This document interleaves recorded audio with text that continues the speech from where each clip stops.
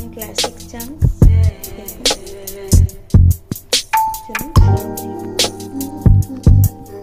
এটা একটু গরম করে নেব 10-15 মিনিট। এরপর সোয়াবিনগুলো নিকড়ে নিতে হবে, জল থেকে তুলে নিকড়ে নেব।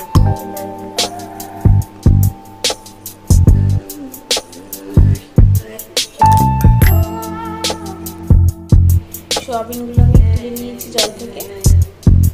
এবারে এখানে পেঁয়াজ, টমেটো, আলু কেটে নিয়ে আবার আসছি।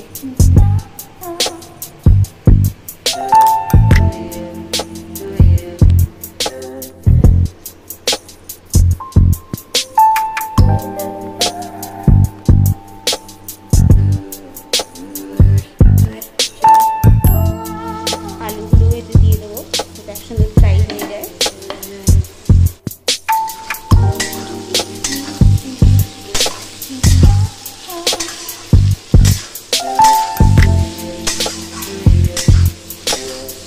ভালো করে লাল লাল করে ফ্রাই করে নেব। ভাজার সময় এতে একটু সামান্য নুন দিয়ে দেবো। সোয়াবিনগুলো হালকা হালকা লাল লাল করে দিয়েছে।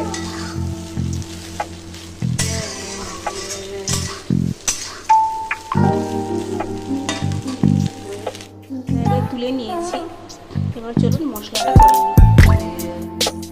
এরপর দেব পেঁয়াজ, কেটে রাখা পেঁয়াজগুলো দিয়ে দেবো। পেঁয়াজটা হালকা লাল করে নিয়েছি। বাটা মশলাটা এক করে দিয়ে দেবো।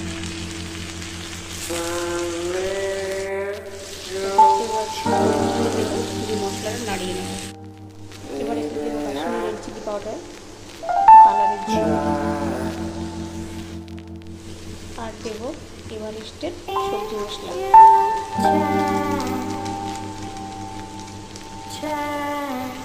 মশলা যাতে পুড়ে না যায় সেজন্য জল দেব।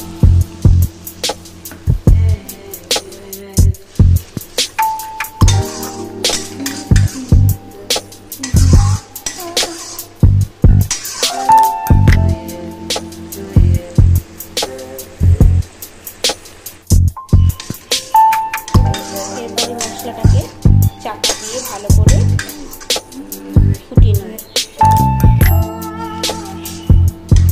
এরপরে মশলাটাকে চাপা দিয়ে ভালো করে ফুটিয়ে নেব।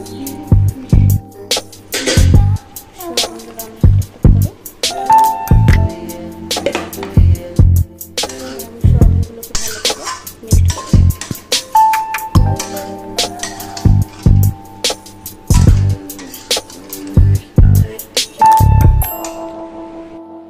এবার আমি একটু সেদ্ধ হওয়ার জন্য জল দেব।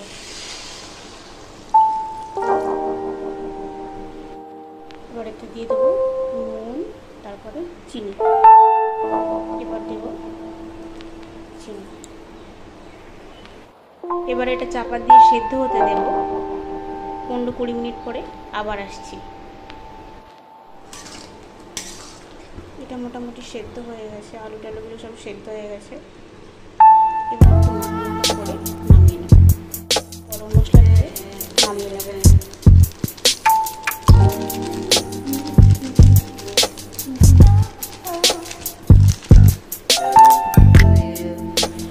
এটা একদম রেডি। এটা ভাত বা রুটির সাথে গরম গরম পরিবেশন করুন। আর আপনাদের কাছে যদি সোয়াবিনের কোনো রেসিপি থাকে আমাকে অবশ্যই শেয়ার করুন।